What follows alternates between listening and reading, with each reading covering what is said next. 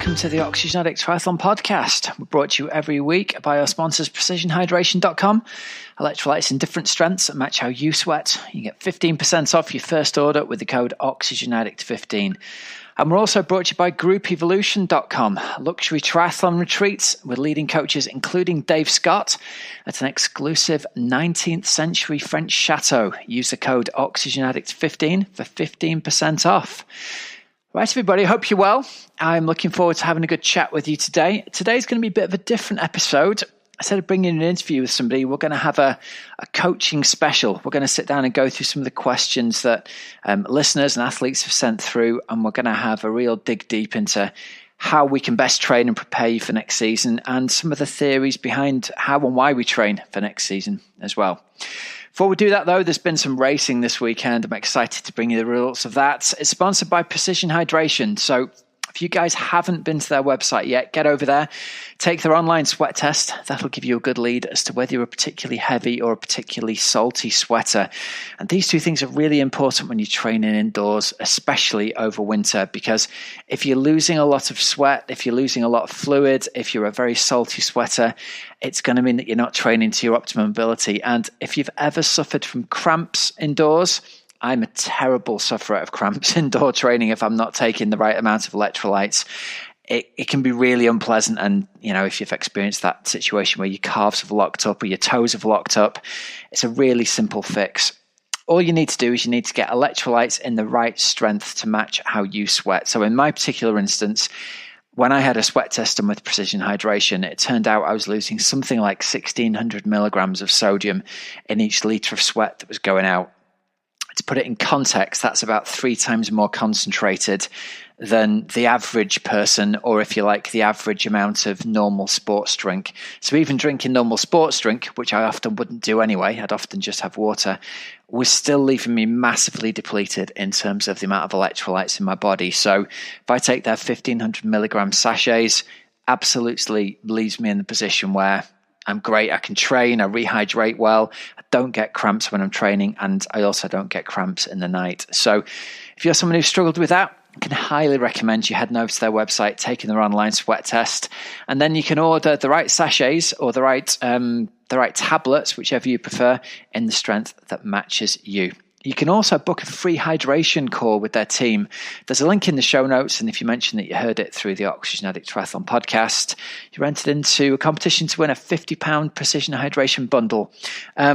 I love these guys and girls. I think they are great. It's a fantastic company. I believe it's the best product out there for people like us who sweat a lot indoors and who struggle to stay hydrated and struggle to keep on top of their electrolyte level. So please get over, check them out, give them a ring and talk to them.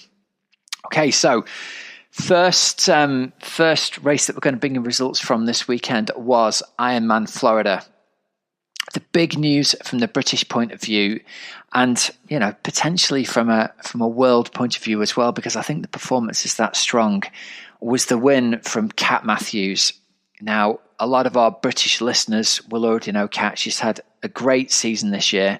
She's already won Outlaw X, the half-distance race that went on there. She looked in fantastic form, and she continued that fantastic form over at Ironman Florida. So Florida's known as being a quick course, but wasn't that quick this year compared to how it has been in the past. The swim was quite long, and hats off to Kat's husband here. He did some great stuff on Instagram stories. There was no coverage that I could find online, but Kat's Instagram feed pretty much had an update every 2 or 3 times every hour, it seemed like.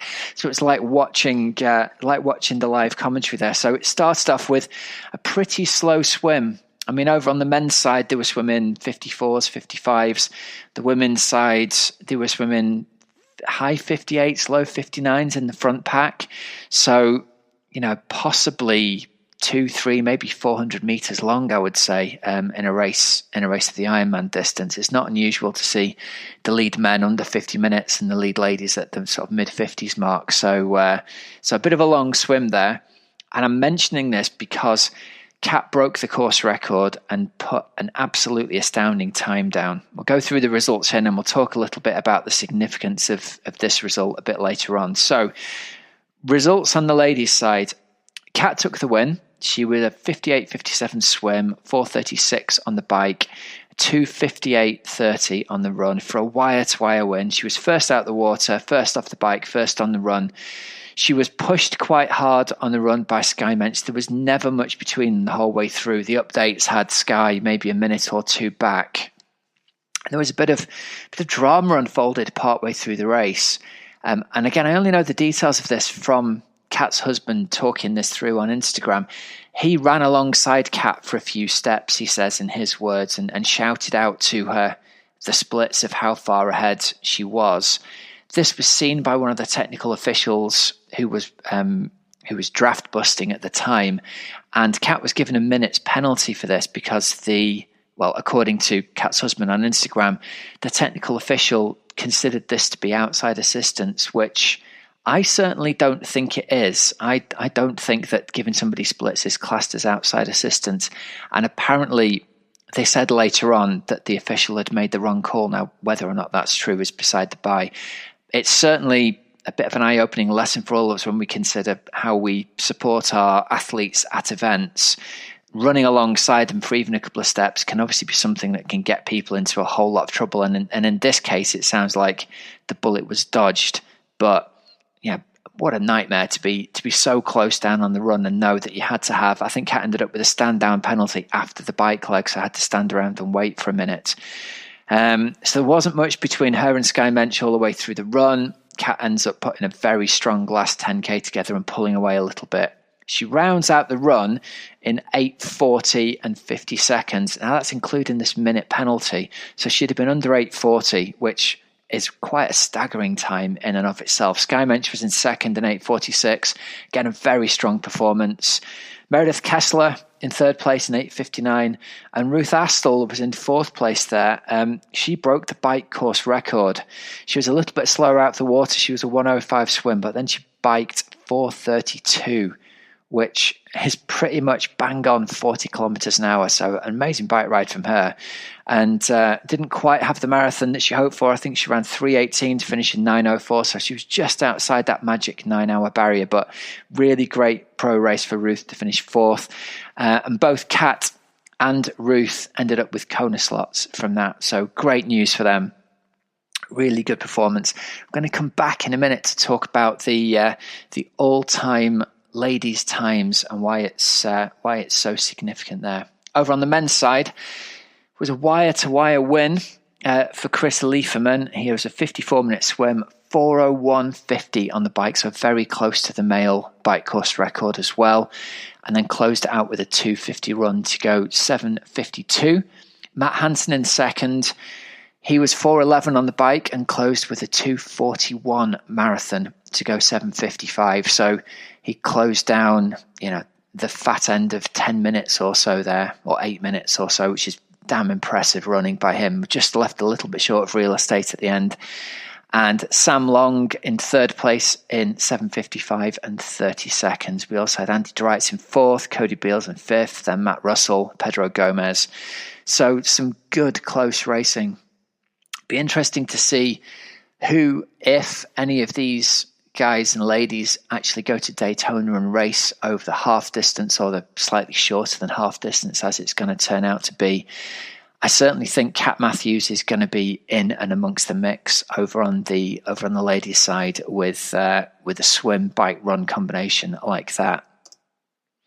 Okay, I said I wanted to come back to Kat's time because I want to kind of underline just how an amazing a performance this really is. We'll head over to Torsten's TryRacing.com website, top 5 female times of all time. We've got Chrissy Wellington, who's done 8:18 and 8:19. Daniela Ryf, who's done 8:22. All three of those times done at Roth. Daniela's been 8:26 at Hawaii. Lucy Charles Barkley's been 8:31 at Roth. Then after that, we're looking over on the Try 24/7 website. The only other times I could find that were faster than this, we've got Caroline Steffen was 8:34 in Melbourne, but that was point to point. Eva Wooty went 8:37 in Copenhagen. And then we've got Marinda Carfree, Rebecca Key at sort of 8:38, 8:39. Kat has put herself right up there amongst the all-time great female iron distance performances. And if you take out the outliers of Chrissy Wellington and Daniela Reef in the low 8:20s, all of a sudden, you take off that minute penalty, she's under the magic 8:40 barrier. That's really quite a staggering performance, and she did the whole thing on her own. There was nobody around her, no male age groupers. All the footage that I saw from her husband had her just out riding on her own all day. So it makes me wonder what she could do. If she went to Roth, she had the support on the course all the way around. And again, added into this, at the Florida event, there's no crowds at the best of times. It's a pretty lonely bike course. There's hardly any crowds around during the marathon even this time round. I think that, with a crowd lifting her, Kat could be looking at into the low 8:30s, maybe even faster, who knows, in her current form. So it really is, I really want to underline that, it really is a staggeringly good performance from Kat. It's really, really promising. And she's in the very early days of her iron distance career as well, so I'm very impressed. I also think she's got the leg speed at the moment to put out a very good performance over at Daytona in a few weeks' time. So it'll be interesting to see how she stacks up there amongst a field that's going to have a bit more competition around her. She thrives on that. She thrives on the shoulder-to-shoulder racing. She said at Outlaw X, it really brought out the best in her racing Nikki Bartlett shoulder-to-shoulder there. And there's going to be more people around her at Daytona, so I think it's going to bring out a great performance in her. So well done, Kat. We've messaged backwards and forwards a little bit there, me and Kat. I was trying to get her onto the show for this week, but we've not managed to line it up, unfortunately. So I'm hopeful we'll get her on in the next week or two and get to hear the full details of that performance. But my hat is off. I think it hasn't had the sort of recognition that it deserves in the press, which interests me because there's not anything going on really in terms of results at the moment. So I'm going to champion it and say that's an absolutely brilliant performance. Well done to you. Really, really impressed. Also, very impressive performance, and possibly the thing that captured my heart the most on the day. I'm sure you'll all have read about this, but 21 Floridian Chris Nikic became the first person with Down syndrome to finish a full-distance Ironman event. He finished in 16:46, and that, I believe, included a crash on the bike where he came off and had to be tended to at the roadside as well. So absolutely brilliant. From a personal point of view, I grew up with, my mum was a special needs teacher and worked with Down syndrome kids. And Pat, you'll laugh at this. Back in the day, there was what we'll call an alternative provision for children with Down syndrome. And my mum used to teach them life skills and bring them home and teach them to cook and make their own lunch in our kitchen. So I would frequently come home from sixth form and find 2 or 3 Down syndrome kids in our house making sandwiches and soup, and it was just a lovely way to grow up. So a special place in my heart for people who work with Down syndrome kids. It's a staggering performance to finish an iron distance race for anybody, but anyone who's worked with or got relationships with people who have Down syndrome know it's very, very difficult for a lot of them to do any kind of physical activity. The syndrome itself leads people towards putting weight on, and it's very difficult to sort of keep it off just genetically. So to finish an iron distance race and train for that is absolutely brilliant. So Chris, hats off to you, mate. And I've loved watching on Twitter. I've seen in the past couple of days, Dave Scott tweeting out congratulations. I hope he's sitting at home and seeing those things and he realizes quite how special a performance that is that he's done to become the first person with Down syndrome to complete that. I think is absolutely amazing. Next race we've got is the World Cup in Valencia. On the ladies' side, a great performance from Beth Potter. A lot of you all know Beth is a former Great Britain track athlete, and she used her run speed to the max. She took down Nicola Spirig on the run, which is the kind of scalp that you want to be taking, isn't it, really? Beth, as a lot of you all know, she's a great 5K and 10K runner. She's got PBs, I think, 15:25-ish on 5K and 32 flat in 10K. So we've always said if she can deliver that kind of run off the bike, no one's going to stay with her. And so it proved in this race. And the great thing is as well, there's probably not a better competitor, I would say, than Spirig over the sprint and Olympic distance in terms of pure racing intelligence. for Beth to be able to race her on the run in a foot race and take her down like that, I think is brilliantly impressive. So hats off to Beth. It was Lisa Tersch of Germany in third place there. Over on the men's side, well, no surprises. Another win for Vincent Louis. I think he's 4 for 4 now on this season. He's just the strongest athlete out there at the moment. He was the strongest athlete at Super League Malta. I think he would have been my favourite for the Olympic Games this summer. I think he probably still is my favourite for the Olympic Games next summer, unless something absolutely horrendous happens to him or something remarkable happens with his competition. I can't see anybody beating him. He's the complete package of swim, bike, run at the moment.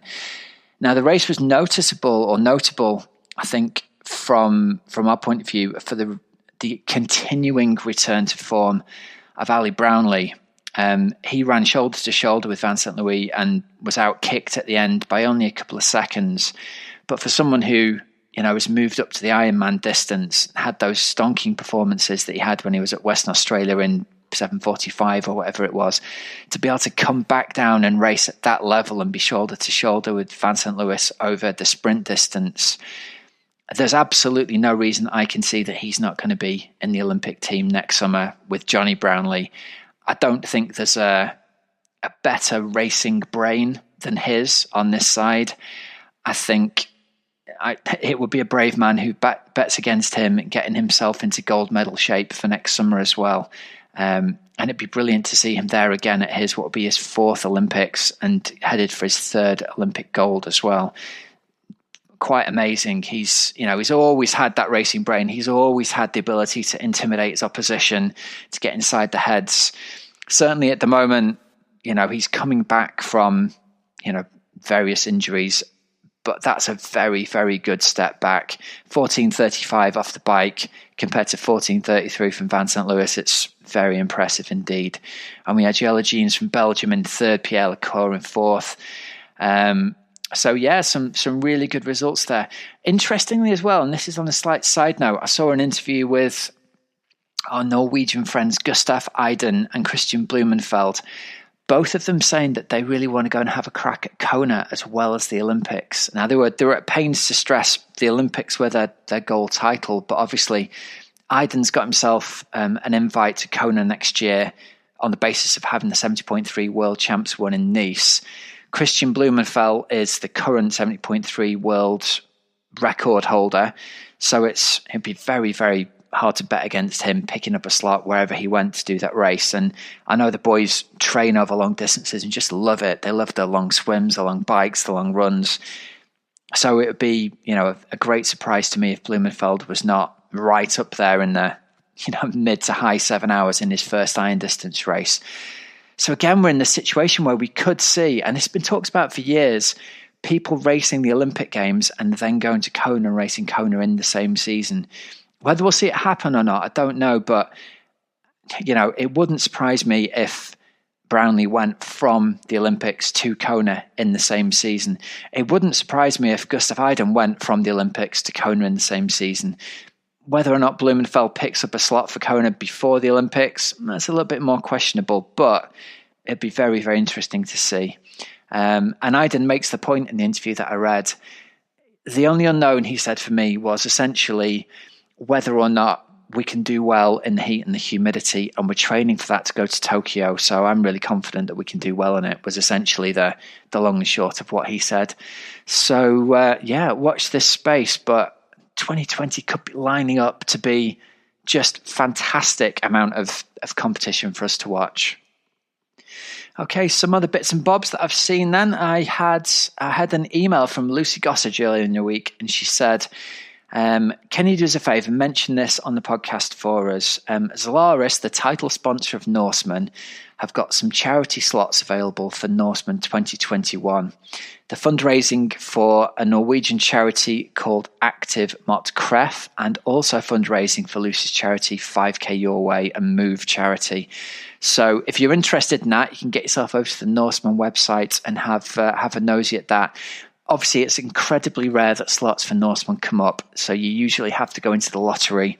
They're vastly oversubscribed. I think it's something like 10 people apply for every slot, or maybe even more than that these days. So if you want to go to Norseman and you're willing to do some fundraising for great charities, that might well be your way in.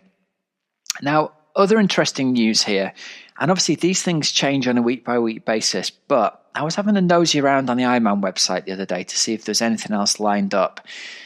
As things stand at the moment, it looks like Ironman Arizona is still going to be on. It looks like it hasn't been cancelled. Now, whether it hasn't been cancelled yet or whether it's definitely going to be on, that's anybody's guess, isn't it, at the moment? But get this, because of the restrictions around COVID, they've changed the bike course, and instead of being the usual 3 times out and back bike course that adds up to the usual 112 miles, it's now going to be only a 75-mile bike course. And it's going to be 4 laps around Tempe where they hold the race. And it's not even really laps. It's kind of, if you look at the map online, and if you're a tri geek like me, you'll probably go and have a nosy at this, but it looks like it's in about a 6-mile stretch within the city. So you've got an out and back going east to west, some out and backs going north to south, and some out and backs going north to south at the end of the loop. I make the loops being, sort of 18, 19 miles, 4 laps of 18 and 19 miles.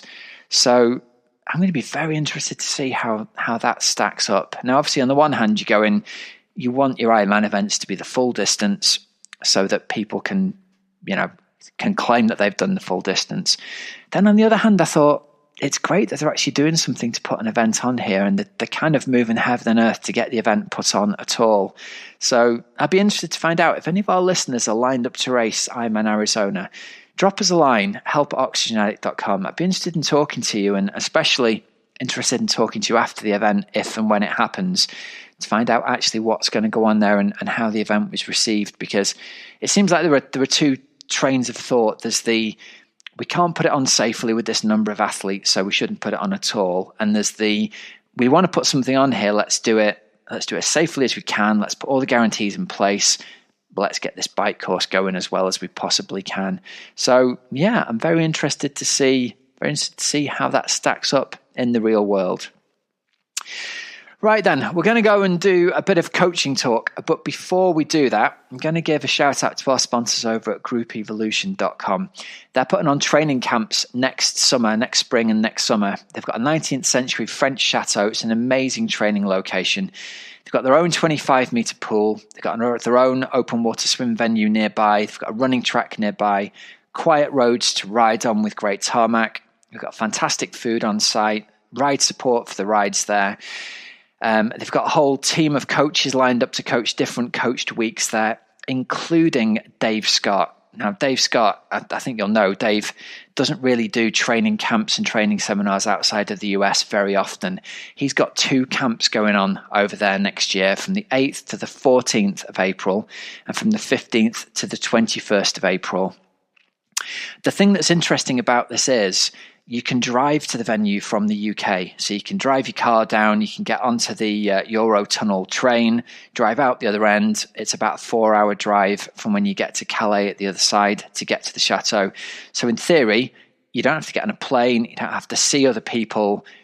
That's about as safe as it gets with travel in my book at the moment. So that's been a big deciding factor in us running. We're running 2 training camps there next year, but they're only for our coached athletes.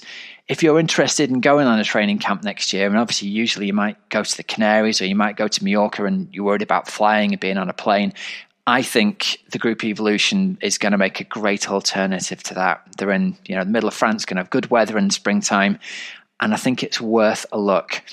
You can get 15% off your bookings if you book before Christmas Eve with the code Oxygenaddict15. There's other camps available there as well. They've got some running camps on, and they've got other camps run by other coaches. But like I said, if you want to train with Dave Scott, you won't get an opportunity to do this outside of the camps that he runs either in Boulder or in Hawaii, which is a pretty amazing opportunity to train with the man himself. So yeah, get over there and check them out over at groupevolution.com. There's a link in the show notes if you just want to click that. That'll take you straight to the details of Dave Scott's coached weeks out there. But we've been really impressed by the setup. It's an amazing venue to stay in, and it's got amazing training all the way around it. So get over and check it out. Right, so as I said, I was really hopeful to get Kat on the show for today, but we weren't able to make that happen in time for this week's show. So I scratched my head as to what to do for an interview today. And I thought what we'd do is concentrate on answering a few of the coaching questions that have been sent in by listeners and athletes over the past few weeks and get around to answering them. And before we do that, I just want to give a sort of a shout out to some of the athletes that we coach, because I thought it'd be a good opportunity to say, look, here are some, I don't want to say evidence, but here's some results from the athletes who train our way, and here's what they've achieved by training our way. Now, I tend to do a testing block at the start of winter, and the testing block is not there to see if people have made massive gains. It's actually quite the opposite. When we get to the start of our winter training block, I say to all our athletes, look, we have to accept that most of us have just had a down month. You know, we might have been in peak condition this year. A lot of people were in really good condition quite late into the season racing, a lot of them racing Outlaw X.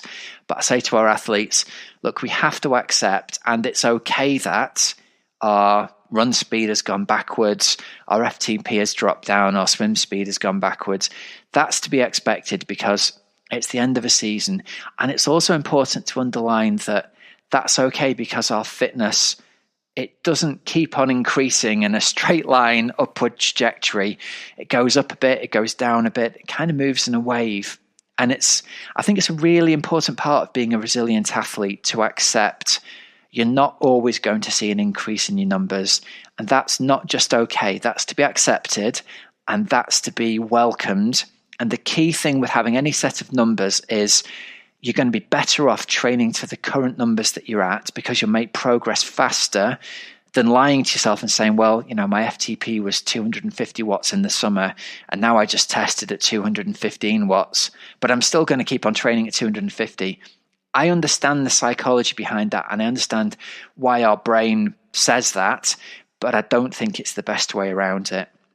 You are going to make faster progress training just under your current threshold than above your current threshold. Push it up from underneath, then drag it up from above. You're going to get much more training stimulus from doing that with much less fatigue if you do it this way. And it's a much more sensible, much more sustainable, much kinder way to yourself, if you like, to gently lift that threshold from underneath than it is to try and violently drag it up by shocking your body with something that it isn't quite capable of achieving at the moment. Okay, so that's the reason that I've got my athletes testing at the moment, to say to them, look, let's see where you are. If your FTP has dropped a bit, that's okay. You can do a 10K run test if you want to. You don't even really have to at the moment, because I'm expecting our peak performances to have dropped off a bit. Really, we're testing that 10K just because we want to see if there have been any increases for the people who've been doing, you know, a year of consistent running. And so athletes who feel confident do the run test. Those who feel have made an improvement do the run test. Athletes who've been with us 3 or 4 years often won't do the run test at this point because they're not looking for an increase in speed. They don't want to put the bodies through it. They just want to validate that the level that they're at the moment is okay. And obviously, usually I would advise a CSS test for the swim at this point. As things have fallen, pools just closed in the UK in testing week. It ain't going to happen for a lot of people, and that's okay. You know, we'll talk about a resilient way we can build our swim coaching a little bit later on. Now, all that being said, we had some fairly eye-opening results in this testing block. Like I said, I wasn't just thinking that some athletes' FTPs would be lower. I was actively preparing people that everybody's FTPs would be lower than they used to be. And I wasn't just expecting a lot of people to not go out and do 10Ks. I was preparing people for that. And in some cases, people said, I want to go and do this 10K run. And I said, fine. But, you know, kind of don't expect too much was my methodology here. But the results we've seen have been quite eye-opening.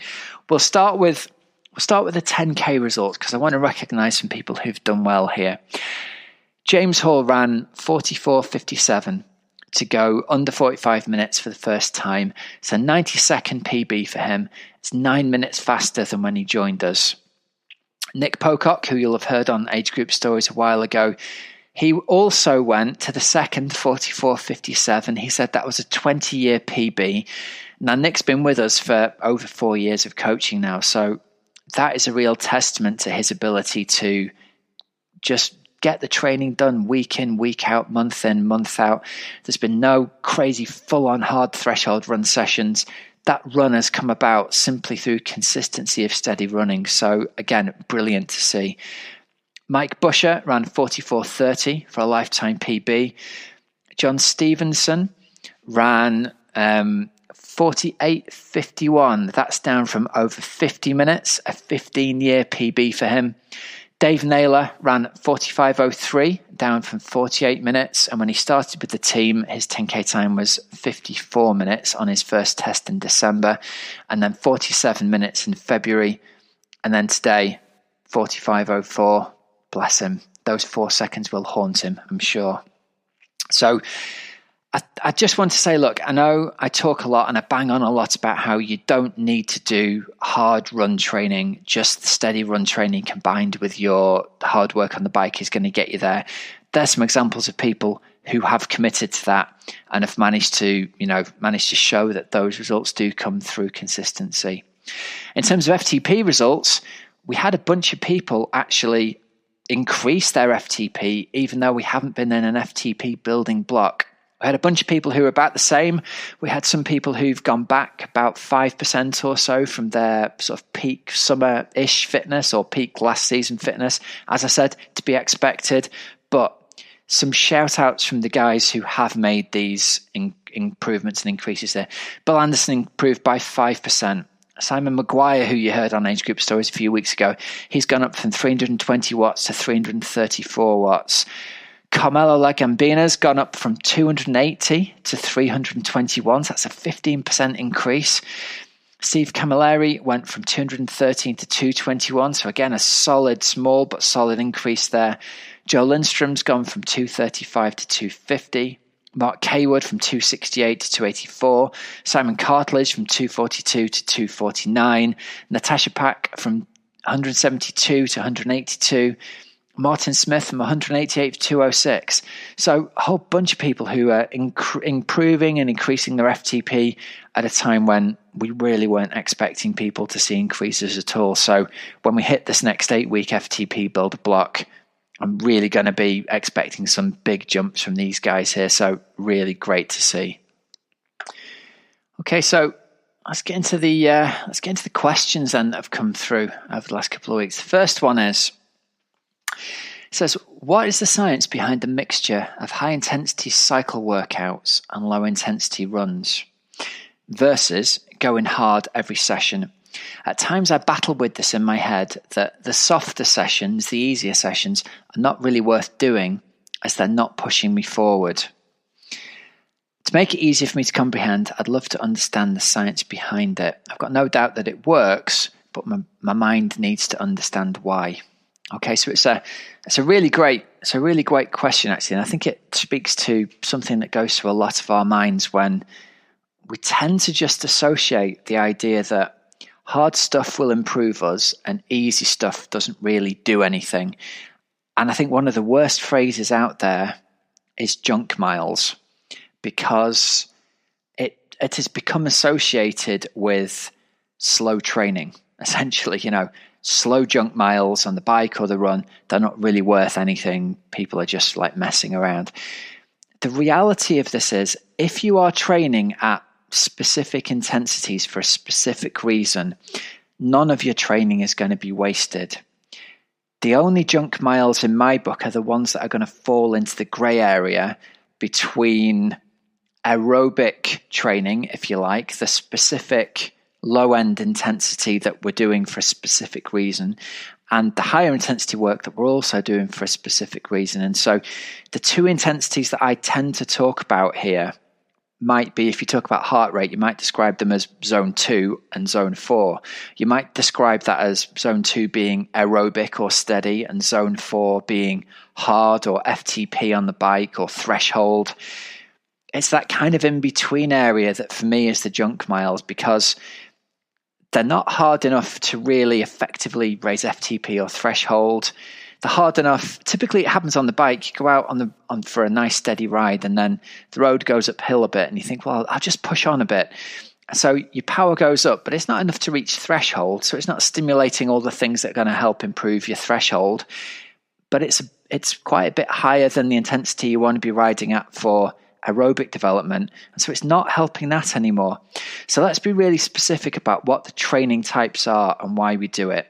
The zone 2 training, the aerobic training we'll call it, the purpose of that is to teach our body to use fat as a fuel more effectively and more efficiently. And what I mean by more efficiently is it's going to allow you to go faster whilst being fueled by fat as a fuel. So fat is a great fuel. It's got loads of energy in it per gram, but we can't get at that energy very quickly. If you want to think of it that way, it's like a miner trying to dig the coal out of the ground. It can only dig a certain amount of coal out of the ground, and if you need more coal per minute than that one miner can dig, you're in trouble. You're going to have to get that energy from another source. So what we can do is by training around our zone 2 area, sort of, for the sake of argument, we're going to say it's around 70% of FTP on the bike. What that's going to do is it's about the level that maximally stimulates that fat metabolism. And because it's maximally stimulating it, it's going to gradually get better and gradually get more effective at getting a little bit more energy per minute from fat.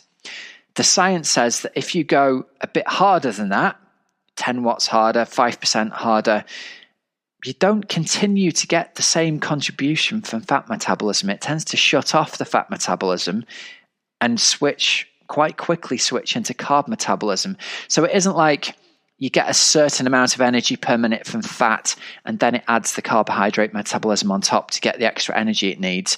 It pretty much just shuts the fat metabolism off if you go hard. So your FTP training, your hard training, you're not metabolizing any fat at all as you do that. It's all fueled by carbs.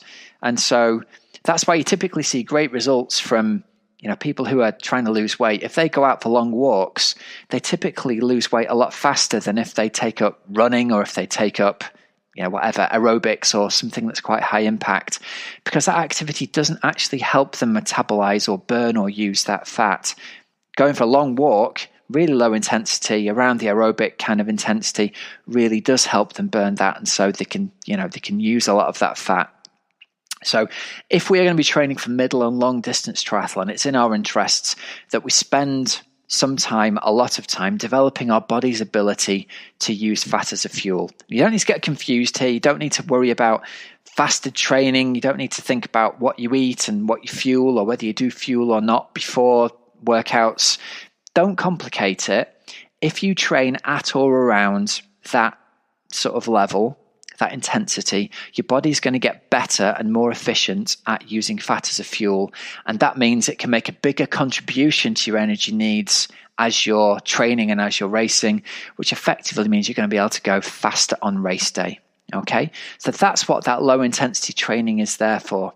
So you can see from that explanation, not only is it not wasted time, is it not junk miles, is it not pushing you forward, it is an absolutely essential part of your training for middle and especially for long distance triathlon.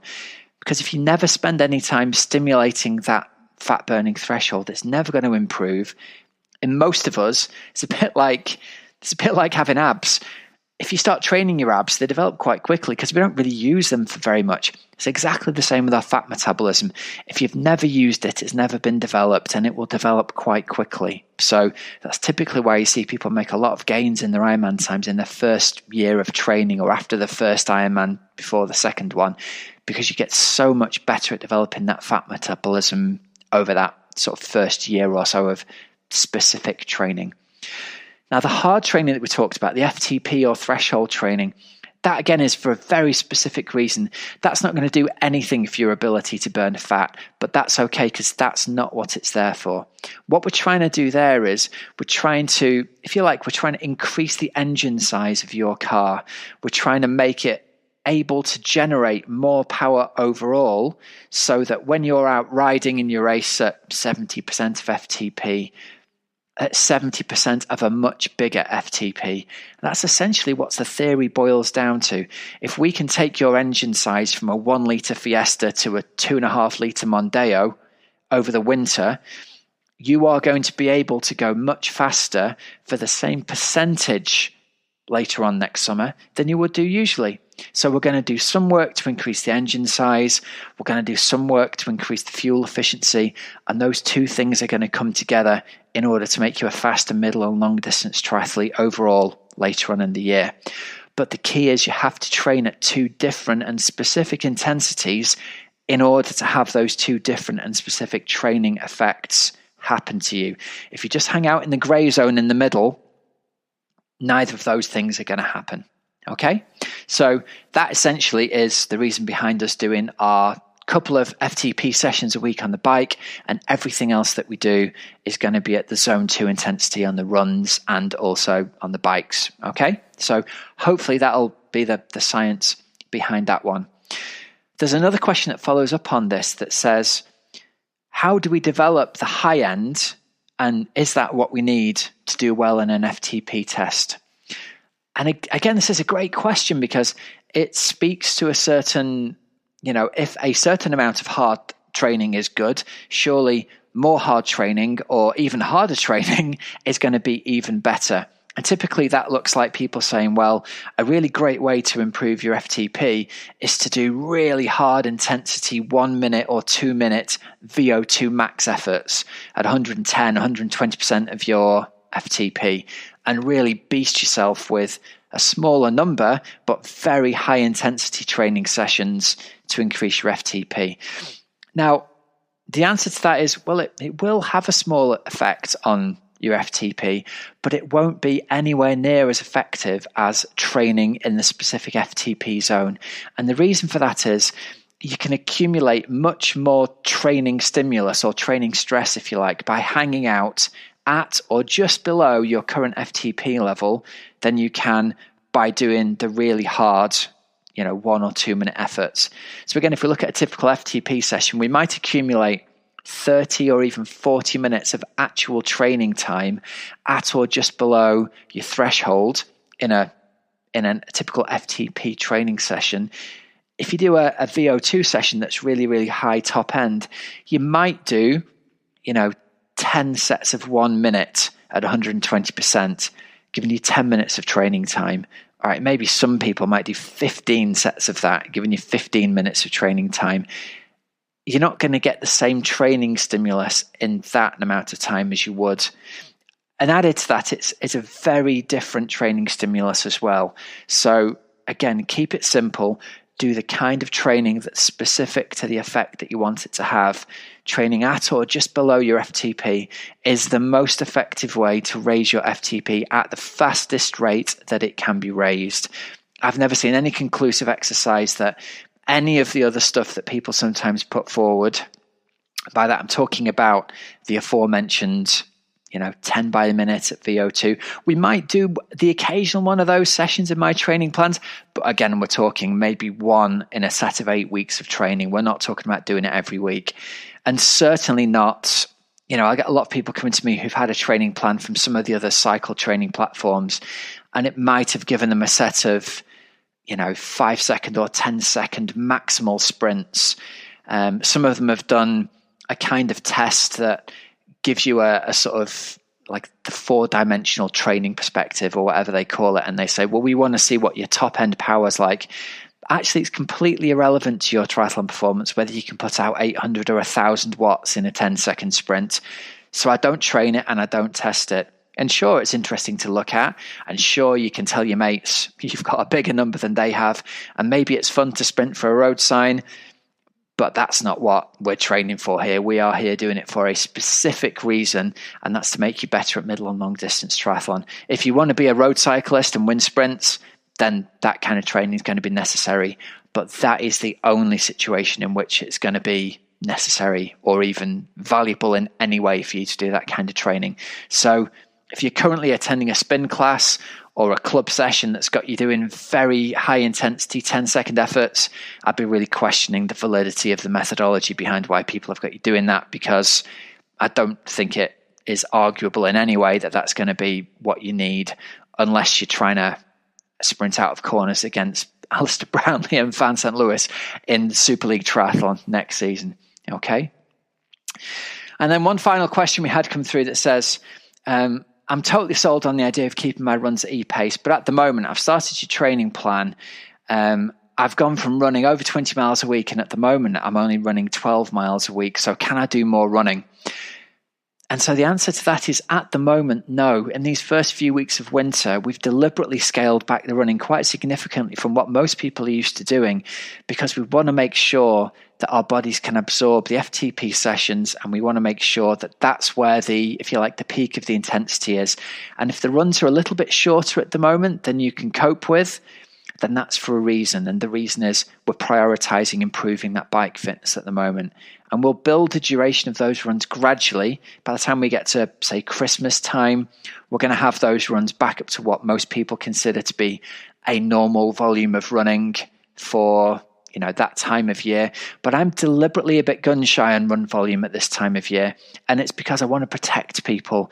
And the biggest performance killer that you're going to have for next season is picking up a niggle or an injury at this point. And typically, our run training is the way that we're going to put ourselves at risk of that. And so that's either by tending to do a bit too much running, or by tending to do too much or any high intensity running. So if you're sneaking in a track session at this time of year, it's a very limited gain. It's a small reward for very big risk in terms of, you know, what you might open yourself up to in terms of, if you pick up a run injury, you niggle your hamstring or your calf and you have to take 2 weeks off running, and the other you that hadn't done that session manages to get in 4 or 6 or 8 runs during that time, I think you can see that the you who manages to get 6 or 8 runs done over that 2 week period is going to be further forward in the run fitness than the you who picks up a niggle trying to do a hard hill session or a fast running track session. Okay. So I think we've kind of gone over the methodology here, the reason behind why we do hard bike training and easy run training. The only thing to add on is I just want to speak to our anxieties at the moment around not being able to swim. In every case I've seen, people's swims come back in almost no time from any kind of extended break from swimming. So I don't want you worrying that pools are closed. Certainly in England, they're closed for 4 weeks at the moment. I don't want you worrying about it. If you can pick up yourself a set of swim stretch cords, I think they're a great thing to do 3 times a week. We've got some stuff on our website you can do in terms of like exercises to copy. Remember, swim cords are not there to try and do a 30-minute session with. They're there to treat as, if you like, S&C to activate your swim muscles. You only need to do a few sets of them a few times a week to really keep those swim muscles activated. But they're a great way of keeping your head in the game. Just remind yourself that your swimming ability is going to come back really quickly when the pools do open. And even if the worst thing in the world happened and you couldn't swim in a pool all winter, as soon as the spring comes around and you can get into open water, your swim will quickly come back to the same level that it was at this season. Our mind will tell us that that's not the case and that there'll be a massive detraining, but that's just not been my experience of either the athletes I coach or myself personally. It seems that within maybe 3 to 6 swims back in the water, you forget you've ever had a break from the water and you feel like you're a swimmer again. Okay, so just give yourself permission that things are going to be okay. And that's pretty much it from the Coach's Couch coaching this week. If you are interested in finding out a little bit more about formal coaching with me and Team Oxygen Addict, you can give me a call. There's a link in the show notes. You can click on that and book a call on my calendar. I'm happy to talk to you if you're seriously considering coaching, because it's important you make the right decision about whether it's something that's right for you and your life situation. So please do give me a call if you're seriously thinking about coaching. If you want to do some bike training with us, you can train with us on Zwift on Tuesdays at 7:15 p.m. UK time. It's listed as the Oxygenaddict Triathlon Podcast Power Hour on Zwift. You can find it. The easiest way to sign up is actually in the Zwift companion app. Just search for it there and you can scroll through and click the plus button. That means you'll be going, and then just log into Zwift 10 minutes or so before the start of the session, and that'll give you time to actually get your avatar moved over into the right virtual world. Those workouts that we do in the Power Hour are actually the same workouts that I'll structure as part of our winter training plan at the moment. So you're actually getting a taste of what our winter training plan will be like by coming in to try that. So if you're on Zwift, if you've got access to that, just come and give it a try. It's great fun, and training with other people in there is a really great way to make the training hours go by faster. We've had upwards of 250 people in the session together, and everyone stays together in a big group. If you make a bit more of an effort, then your little man or woman will move forward on the screen. If you ease up a bit, it'll drop back a bit on the screen in the group, but everyone's going to stay together like they're tied together with a big elastic band. So it's the fastest way to guarantee that you increase your FTP this winter. Okay, so I want to see you guys out there fast and strong next year on your bike legs. Come and train with us. That pretty much takes us to the end of this week's episode. Thanks for listening. Just to wrap it up, here are some discount codes and deals for you. Over at precisionhydration.com, use the code Oxygenaddict15 for 15% off your first electrolyte order. At groupevolution.com, use the code Oxygenaddict15 for luxury triathlon retreats, including those 2 coached weeks with Dave Scott. And pop over to teamoxygenaddict.com to find out more about our triathlon coaching. Remember, there's links in the show notes for all these sponsors, so you don't have to remember them. Until next week, have a great, safe training and racing week. I'm Coach Roy Wilby, and you've been listening to the Oxygenaddict Triathlon Podcast. See ya.